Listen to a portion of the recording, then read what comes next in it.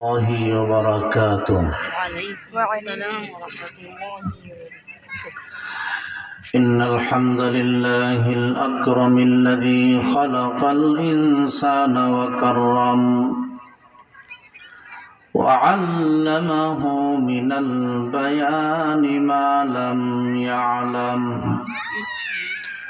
فسبحان الذي لا يحصى امتنانه باللسان ولا بالقلم،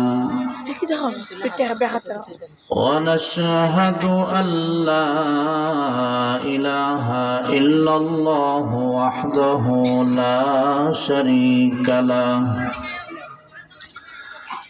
ونشهد أن سيدنا وسندنا وحبيب ربنا وطبيب قلوبنا ومولانا محمدا عبده ورسوله الذي أرسل إلى الناس كافة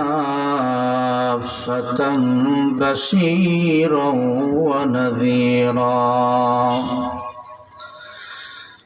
وداعيا إلى الله بإذنه وسراجا منيرا. أما بعد فأعوذ بالله من الشيطان الرجيم. بسم الله الرحمن الرحيم. والذين لا يدعون مع الله إلها آخر ولا يقتلون النفس التي حرم الله إلا بالحق ولا يزنون، ومن يفعل ذلك يلقى أثاما يضاعف له العذاب يوم القيامة ويخلد فيه مهانا، إلا من تاب وآمن وعمل عملا صالحا فأولئك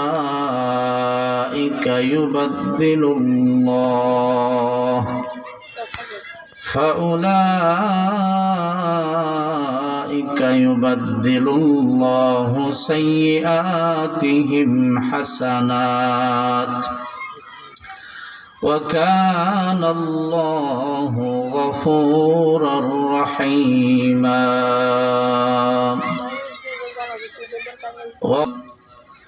صدق الله العظيم وصدق رسوله النبي الكريم، ونحن على ذلك لمن الشاهدين والشاكرين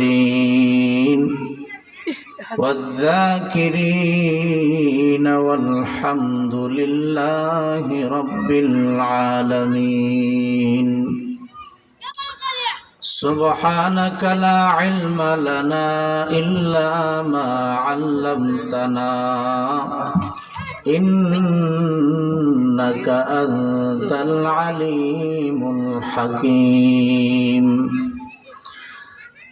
رب زدني علما، رب اشرح لي صدري ويسر لي أمري واحلل عقدة من لساني يفقه قولي.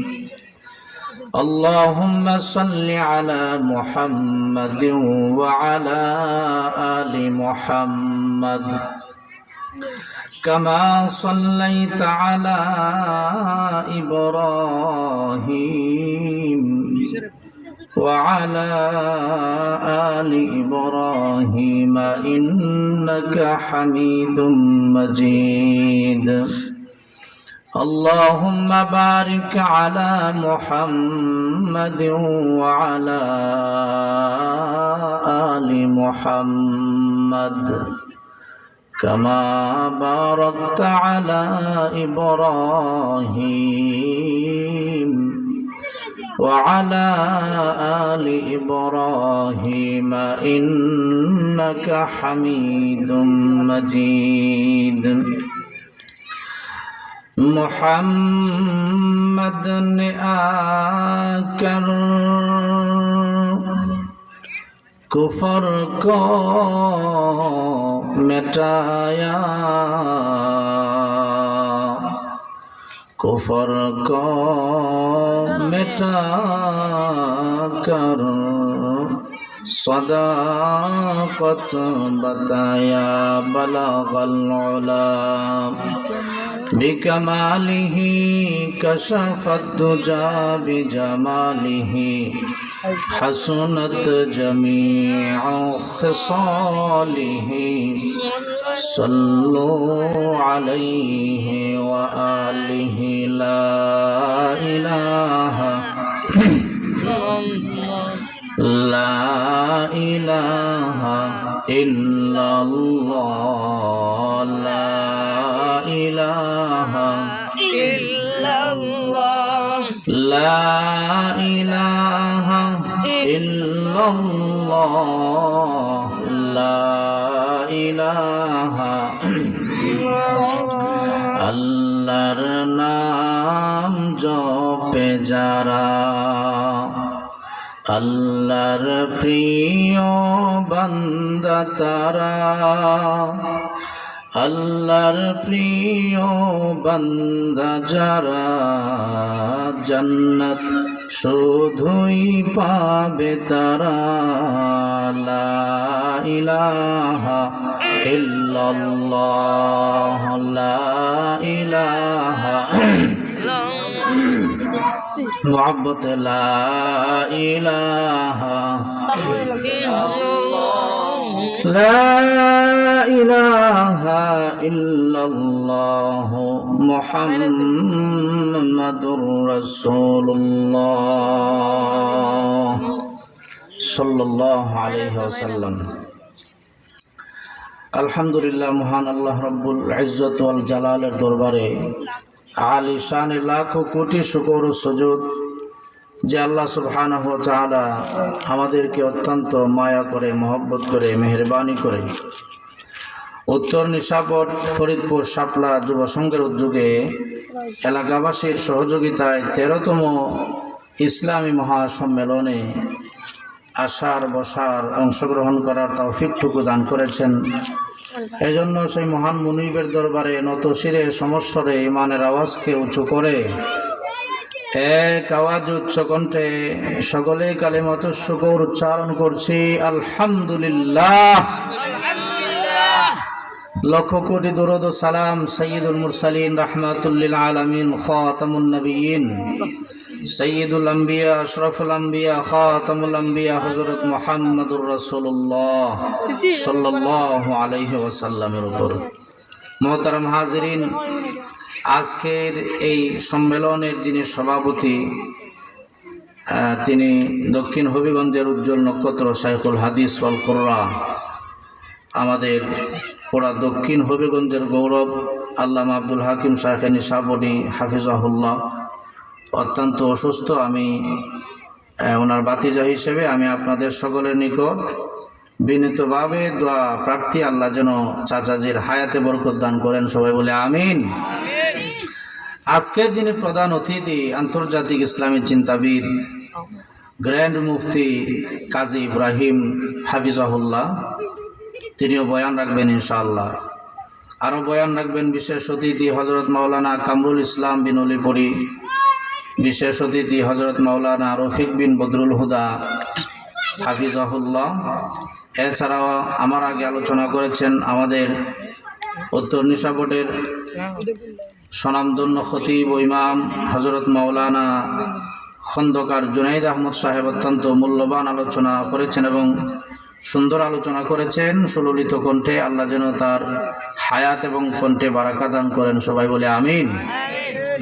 মুহতারাম হাজিরিন, আমি আলোচনা বেশি দীর্ঘায়িত করতে পারবো বলে মনে করি না। অল্প কিছু সময় আপনাদের সম্মুখে কোরআন এবং হাদিস থেকে আলোচনা করার চেষ্টা করব। আল্লাহ যেন আমাকে ইখলাসের সাথে কথা বলার, আপনাদেরকে ইখলাসের সাথে আমলের নিয়তে শোনার তৌফিক দান করে, সবাই বলে আমিন। আমাদেরকে আল্লাহ সুবহানাহু ওয়া তাআলা এই পৃথিবীর মধ্যে পাঠিয়েছেন নির্দিষ্ট একটি সময় দিয়ে। এই সময়ের বাহিরে আমরা যেতে পারবো না। এই নির্দিষ্ট সময়টা অতি অল্প এবং সংক্ষিপ্ত। এই অল্প এবং সংক্ষিপ্ত সময়ে আল্লাহ সুবহানাহু ওয়া তাআলা আমাদেরকে পরীক্ষা করেন। কেন আল্লাহ তাআলা আমাদেরকে পৃথিবীতে পাঠাইছেন, আর আমরা কি করি, ভালো আমল করি না মন্দ আমল করি? আল্লাহ সুবহানাহু ওয়া তাআলা যে মাকসাদে আমাদেরকে পাঠাইছেন, এই মাকসাদের উপর চলি না আমাদের মন মতো চলি, এটা পরীক্ষা করার জন্য। আল্লাহ সুবহানাহু ওয়া তাআলা সূরাতুল মুলকে পরিষ্কার ভাষায় বলে দিয়েছেন, আল্লাযী খালাকাল মাউতা ওয়াল হায়াতা লিয়াবলুয়াকুম আইয়ুকুম আহসানু আমালা। আল্লাহ সুবহানাহু ওয়া তাআলা আগে বলেছেন মৌতের কথা, পরে বলেছেন হায়াতের কথা। আল্লাযী খালাকাল মাউতা ওয়াল হায়াতা, আমরা আমাদের জীবনে দেখতে পাই আগে আমাদের হায়াত, পরে মৌত। অথচ আল্লাহ সুবহানাহু ওয়া তাআলা বলেছেন আগে মৌতের কথা, পরে বলেছেন হায়াতের কথা। কারণ হলো এই জীবনটা অতি সংক্ষিপ্ত, যেই জীবনের কোনো দাম নাই। অতি সংক্ষিপ্ত একটা সময়। কেউ 100 বছর বাঁচে, কেউ 80 বছর, কেউ 60 বছর, কেউ 40 বছর, কেউ 20 বছর, কেউ 10 বছর। কেউ জন্মের সাথে সাথে মারা যায়, কেউ মায়ের পেটের ভিতরে মারা যায়। হায়াতটার কোনো গ্যারান্টি নাই। দুনিয়ার হায়াতের কোনো গ্যারান্টি নাই। যে কোনো সময় যে কোনো মানুষ মারা যাইতে পারে। অভিযোগ দেওয়ার কোনো সুযোগ থাকবে না। কেন আপনি আপনার এক গোলামকে 80 বছর হায়াত দিয়েছেন, আমাকে কেন 20 বছর দিয়েছেন? অভিযোগ করার কোনো ক্ষমতা নাই। সুতরাং এই হায়াতের কোনো গ্যারান্টি নাই। দুনিয়ার হায়াতটা হলো মুসাফিরের হায়াত। মুসাফির যেমনভাবে সফরে আজীবন থাকে না, তার বাড়িতে ফিরে আসে। আমাদের একটা ঠিকানা আছে, ওই ঠিকানায় ফিরে যেতে হবে। দুনিয়াতে চিরদিন থাকা যাবে না, ঠিক কিনা? এই অল্প হায়াতের মধ্যে আমরা আল্লাহর ইবাদত করি না আল্লাহর নাফরমানি করি, এটা পরীক্ষা করার জন্য আল্লাহ তাআলা সামান্য হায়াত দিয়া দুনিয়াতে পাঠাইলেন। বলেন লিয়াবলুয়াকুম আইয়ুকুম আহসানু আমালা। এই দুনিয়ার জমিন হলো একটা পরীক্ষার হল। এই পরীক্ষার হলে তোমরা কি আমল করো, ভালো আমল করো না মন্দ আমল করো, এটা পরীক্ষা করব। পরীক্ষা করার পরে তোমাদের ঠিকানা হয়ে যাবে পরকাল। এই পরকালে হিসাব নিকাশ হবে। এরপরে তোমরা জান্নাতি হবে অথবা জাহান্নামী হবে। ওই যে তোমরা মূল ঠিকানায় যাবে, ওই ঠিকানা থেকে আর ফিরে আসা যাবে না। আর ফিরে আসা যাবে না। ঠিকানা হচ্ছে ওইটা, এটা মূল ঠিকানা নয়। কোন বুদ্ধিমান মানুষ লাখ লাখ টাকা খরচ করে টয়লেট বানানোর কারণে রাতে গিয়ে টয়লেটে ঘুমায় না। এটা তার জরুরত সারার জায়গা, টয়লেটে ঘুমায় থাকে না। কিন্তু আজকাল দেখা গেছে টয়লেটের ভিতরে ওয়াইফাই ফিট করছে, টয়লেটের ভিতরে বড় এলইডি টিভি ফিট করছে। তার নাকি কুষ্ঠকাঠিন্য, টয়লেট করতে দেরি হয়। অযথা কেন শুধু কুতাকুতি করবে, এই জন্য বসে বসে দেশ বিদেশের খবর টয়লেটে দেখে। আসে না? নাই তা আছে অনেক জায়গায়, আপনারা তো খবর রাখেন না। টয়লেটের ভিতরে এসি ফিট করে রেখেছে, টয়লেটের ভিতরে রিমোট কন্ট্রোল দরজা, টয়লেটের ভিতরে আভিজাত্য টয়লেটের ভিতরে তাদের লাক্সারি আভিজাত্য, সেখান থেকে যদি চেষ্টা করে যে আজীবন টয়লেটের ভিতরে থাকবো, এটা কি সম্ভব হবে? আরেকটু আসতে কোন, যতই দামি টাইলস ফিট করুক না কেন, যতই লাক্সারি সিস্টেমে টয়লেট বানাক না কেন, এটা স্থায়ীভাবে বসবাস করার জায়গা না। এক সময় তার জরুরত শেষ হয়ে যাবে, টয়লেট থেকে বের হতে হবে।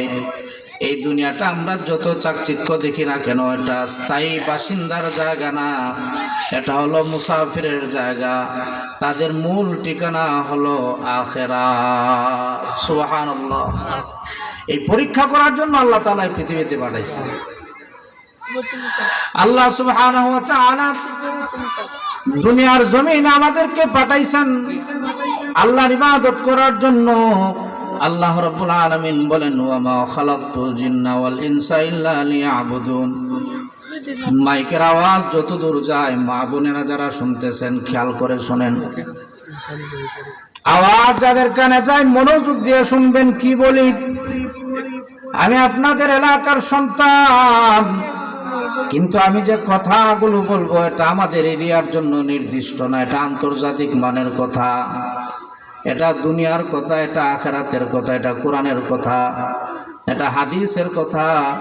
সুতরাং আমি আপনাদের সন্তান হতে পারি, কিন্তু যে কথাগুলো বলবো এই কথাগুলো প্রত্যেকেই মনোযোগ দিয়া শোনার দরকার আছে না নাই?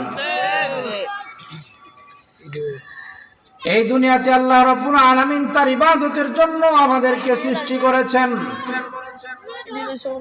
বিয়া শাদী করার জন্য না, খেত কামার করার জন্য না, চাকরি বাকরি করার জন্য না, ব্যবসা বাণিজ্য করার জন্য না, ঘরে ঘরে বাড়ি বাড়ি আড্ডা দেওয়ার জন্য না, গীবত শেখায়াত করার জন্য না। আল্লাহ তাআলা আমাদেরকে সৃষ্টি করেছেন তার ইবাদত করার জন্য।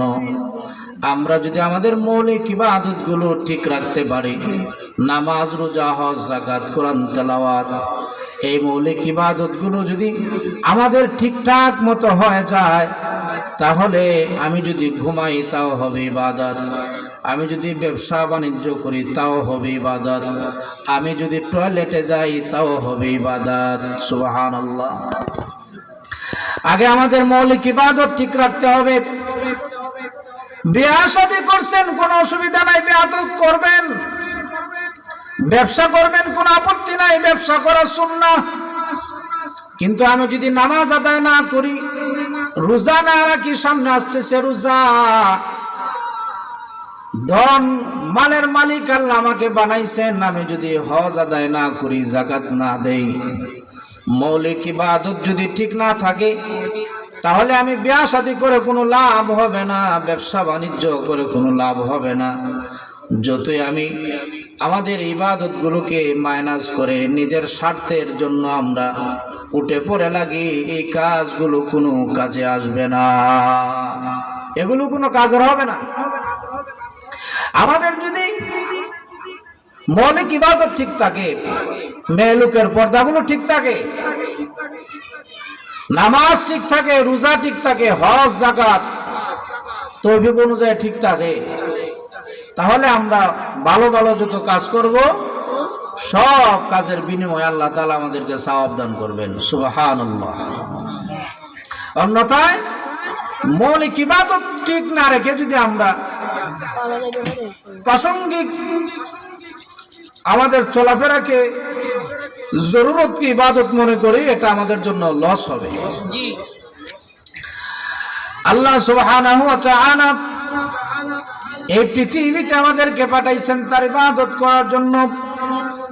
এখন আমরা যদি তার ইবাদত না করে তার নাফরমানি করি, দুনিয়ার অল্প হায়াত যদি শুধু আমরা ব্যবহার করতে থাকি নিজের স্বার্থের কারণে, নফসের চাহিদা পূরণ করার জন্য, আমরা যদি আমাদের সময়টাকে ব্যয় করি আর আল্লাহ তাআলা যে কারণে সৃষ্টি করেছেন এটা যদি আমরা আদায় না করি, তাহলে আমরা যে রবের কাছে ফিরে যাব, ওই ফিরে যাওয়ার ব্যাপারে চিন্তা করা দরকার।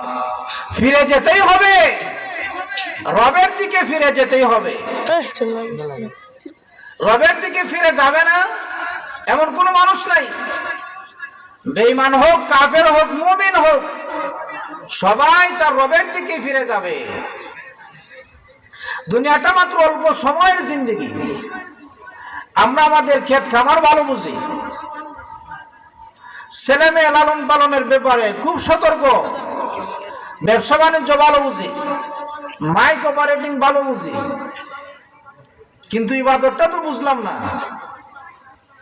আল্লাহ তো আমাকে মাইক অপারেটিং করার জন্য সৃষ্টি করছে না। এইটা না কইরা যদি আপনি অন্য কাজ কইরা খান, কোনো অসুবিধা হবে না, গুনাহ হবে না, কিন্তু নামাজ তো পড়তে হবে। পড়তে হবে কিনা? ব্যবসা করার জন্য তো আল্লাহ বানায় নাই। ব্যবসা না করে আপনি চাকরি করে খাবেন, কোনো অসুবিধা নাই, কিন্তু নামাজ না পড়ে তো হবে না। কোরআন তেলাওয়াত সহিশুদ্ধভাবে শিখতে হবে। মুসলমান হিসেবে কোরআন তেলাওয়াত সহিশুদ্ধভাবে শিখতে হবে, নামাজ আদায় করতে হবে, রমজানে রোজা রাখতে হবে, যাকাত দেওয়ার নেসাবের মালিক হলে যাকাত দিতে হবে, সত্য কথা বলতে হবে, ইসলামের পক্ষে থাকতে হবে, ইসলামের পক্ষে কাজ করতে হবে। ইসলামকে মাইনাস করার চিন্তা করা যাবে না, ইসলামের বিপরীতে দাঁড়ানো যাবে না। এগুলো হচ্ছে মুসলমানের মৌলিক ইবাদত।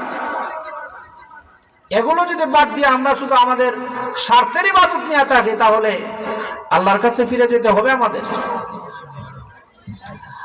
আল্লাহ রাব্বুল আলামিন কোরআনে কারীমের মধ্যে বলেন, ইন্নাল্লাহা আশতারা মিনাল মুমিনিনা আনফুসাহুম ওয়া আমওয়ালাহুম বিআন্না লাহুমুল জান্নাহ।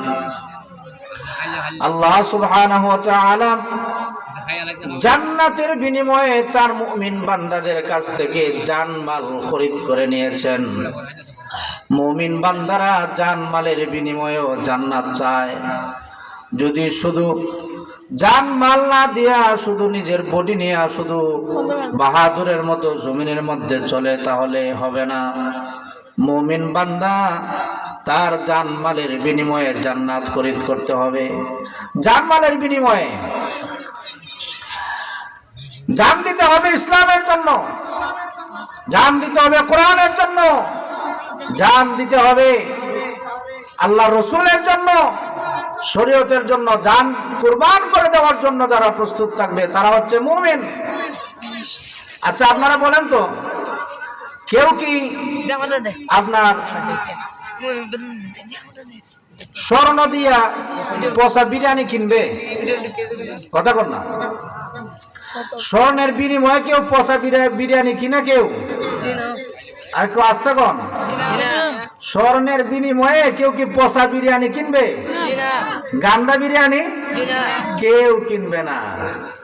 তো আল্লাহ বলেন, ইন্নাল্লাহা আশতারা মিনাল মুমিনিনা আনফুসাহুম ওয়া আমওয়ালাহুম বিআন্না লাহুমুল জান্নাহ।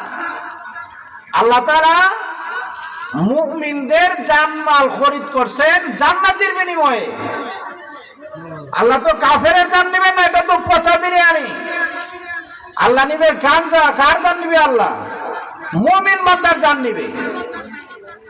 ইসলামের জন্য যারা শহীদ হয় তারা হচ্ছে মুমিন, তারা কাফের না, তারা পচা বিরিয়ানি না যে জান্নাত দিয়া দিবে আল্লাহ পচা বিরিয়ানির বিনিময়ে। এটা হবে না।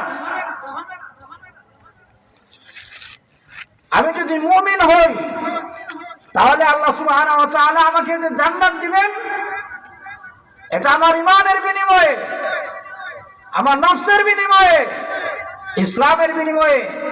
আমরা যদি আমাদের জীবনকে ইসলামের জন্য উৎসর্গ করতে পারি, ঈমানের জন্য উৎসর্গ করতে পারি, তাহলে এর বিনিময়ে আল্লাহ তাআলা আমাদেরকে জান্নাত দিবেন।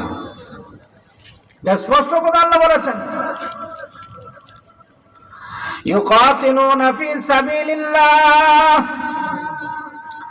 ফায়াকতুলুনা ওয়া ইউকতালুন। তারা আল্লাহর রাস্তায় জিহাদ করে। মুমিন বান্দারা আল্লাহর রাস্তায় জিহাদ করে, তারা নিজেও জিহাদে মারা যায়, আরেকজনকেও মারে। জিহাদের ময়দানে শুধু মুমিন মারা যাবে না, কাফেরও মারা যাবে। শুধু কাফের মারা যাবে না, মুমিনও মারা যাবে। মুমিনরা কাফেরদেরকে হত্যা করবে, আল্লাহকে সন্তুষ্ট করার জন্য, আল্লাহকে রাজি খুশি করার জন্য, ইসলামকে প্রতিষ্ঠিত করার জন্য, ইসলামকে বিজয়ী করার জন্য মুমিনরা আল্লাহর জন্য জীবন দিয়ে দিবে। এই জীবনের বিনিময়ে আল্লাহ রাব্বুল আলামিন জান্নাত দান করবেন। কিসের বিনিময়ে? জীবনের বিনিময়ে আল্লাহ জান্নাত দান করবেন। জান্নাত এমনি পাওয়া যাবে না, এত সস্তা জিনিস জান্নাত না যে চাইলেই পাওয়া যাবে। আমরা সব সময় শুধু হুজুরদেরকে দোষী যে এটা হুজুররা জানে, এটা আমরা জানি না। আপনি জানবেন না কেন? জানা তো আপনার উপর ফরজ ছিল, আপনি কেন জানলেন না? এই জন্য ডাবল আযাব হবে আপনার উপরে। যারা জানে না আর বলে এগুলো আমরা বুঝি না, জানি না, এগুলো সব হুজুররা জানে, এগুলো জবাব হুজুররা দিবে, আমাদের দিতে হবে না। আমরা সাধারণ মুমিন মুসলমান, কোন রকম ঈমান নিয়ে বাইচা আছি, আল্লাহ আমাদেরকে মাফ করে দিবে। মাফ তো সহজ না। যেদিন শুনছেন মসজিদের খতিব সাহেব বলছেন মসজিদে যে কোরআন তেলাওয়াত সহি শুদ্ধ করে শিক্ষা করা ফরজ, অন্যথায় নামাজও সহি হবে না, তখন আপনি বসে আছেন আমার বাবা কোরআন শিখায় না এই জন্য আমি পারি না। আরে বাবা কোরআন শিখায় নাই, আপনি তো জানছেন। খতিব সাহেব বলছে কোরআন শিক্ষা করা ফরজ, আপনি শিখলেন না কেন? বাবাকে দোষে লাভ হবে না। এই জীবনটা কোরআনের জন্য দেন না 1 ঘন্টা, কোরআন শিক্ষা করার জন্য দৈনিক 1 ঘন্টা সময় দেন। সহি শুদ্ধভাবে নামাজ শিক্ষা করার জন্য মসজিদের ইমাম সাহেবের কাছে বসে থাকেন গিয়া, ইমাম সাহেব আমার নামাজটা হয় কিনা একটু চেক করে দেখেন। জীবনটা এইভাবে বিলাইয়া দেন, কোরআনের জন্য জীবন বিলাইয়া দেন।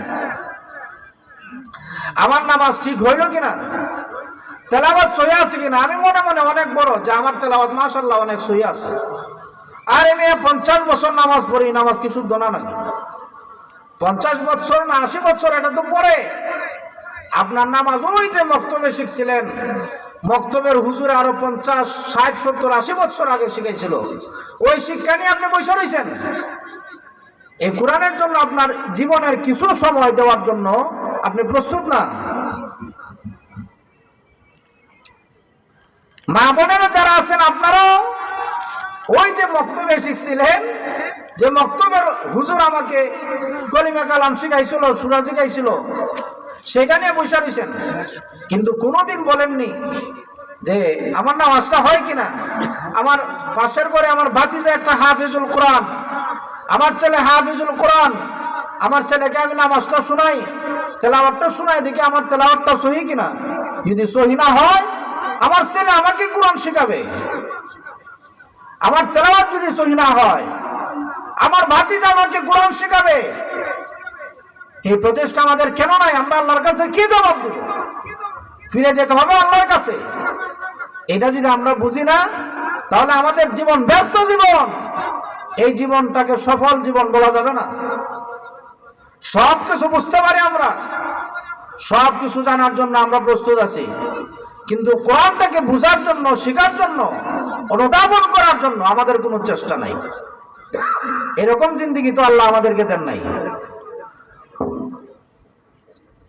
আল্লাহ আমাদেরকে আল্লাহ ইবাদতের জন্য এই পৃথিবীতে পাঠাইছে, কিন্তু ইবাদতটা কিভাবে করতে হবে এটা আমাকে জানতে হবে, শিখতে হবে, বুঝতে হবে। বুঝার জন্য আমি বলতেছি আমার মা বোনেরা, ওয়াজ তো শুনবেন, আমার আগে ওয়াজ হয়েছে, পরে আরো বহু ওয়াজ হবে। আমি যেটা বলতে যাচ্ছি, আমাদের মাইকের আওয়াজ যত দূর যাচ্ছে ক্লিয়ার করে শুনেন, মনোযোগ দিয়ে শুনেন।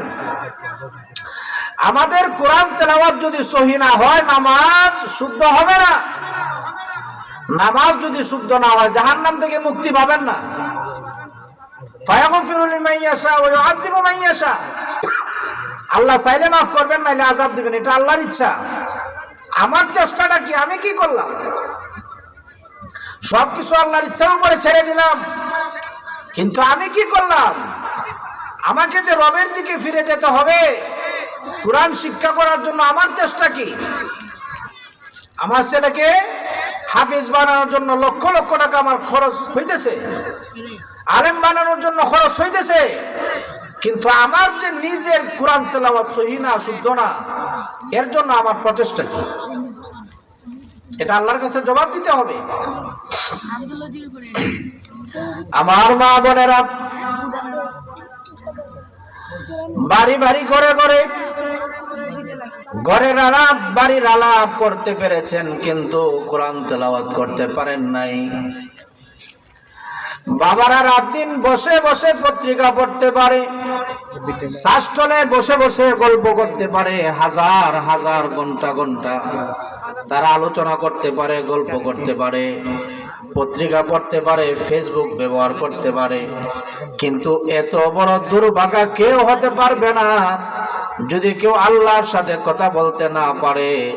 যে রব আমাদেরকে গলা দিয়েছেন, কণ্ঠ দিয়েছেন, জবান দান করেছেন, যে রবের সাথে আসরে ময়দানে কথা বলতে হবে, যে রবের সামনে দাঁড়াতে হবে, যে রবের সামনে আমাকে একদিন উঠে হাজিরা দিতে হবে, সেই রবের সাথে কথা বলতে পারলাম না, কালামে পাক তেলাওয়াত করতে পারলাম না, ঠিক মতো সুবহানাল্লাহ, আলহামদুলিল্লাহ, আল্লাহু আকবার শুদ্ধ করে বলতে পারলাম না, এর চাইতে হতভাগ্য আল্লাহর বান্দা বান্দি এই দুনিয়াতে হতে পারে না।